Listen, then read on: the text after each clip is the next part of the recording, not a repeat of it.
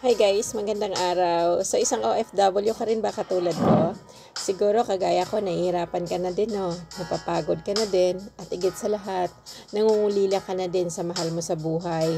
Kasama po yata yan sa pinirma nating kontrata, yung mga ganoong mararamdaman natin. So ganun pa man, kailangan na natin pag-igihan kung ano man yung trabaho na nakaatang sa atin. Kasi diyan tayo kumukuha ng ating source of income para maibigay din natin o maitusto sa ating pamilya sa Pilipinas na siyang naging dahilan kung bakit narito tayo ngayon, kung ano man ang ating kalagayan sa ngayon. So, patuloy lang tayo maging tapat, maging masinop, maging maingat, at higit sa lahat, maging masipag.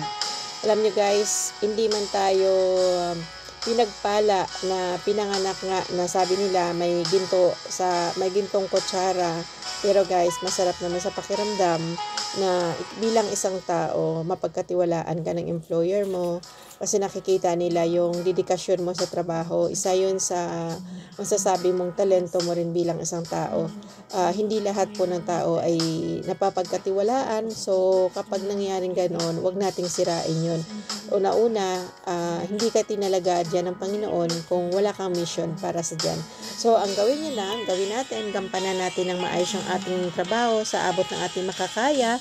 Hayaan na natin yung Panginoon, kung sino man yung gamitin niya para magkaroon ng maging magaan din ang buhay natin at matupad yung pangarap natin sa ating pamilya, kung saan sila yung unang naging dahilan bakit tayo napadpad sa malayong lugar.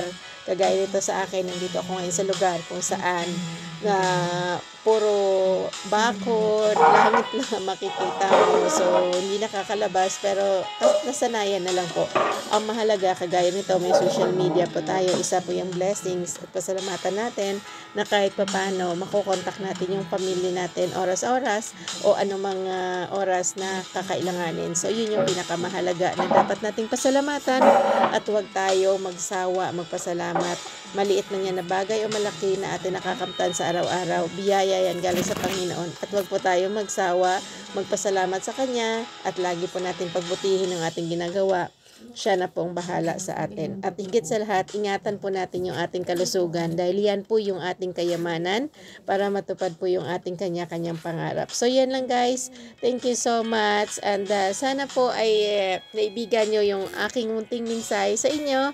Laban lang po sa buhay. God bless us all. Ang mahalaga, maganda tayo, malusog at happy yung ating heart. Ano man yan ang mga problema, okay lang yan. Idaan mo lang na sa sayaw yan. Mawawala din yan. Kimbot lang. So, yan na guys. Maraming salamat po.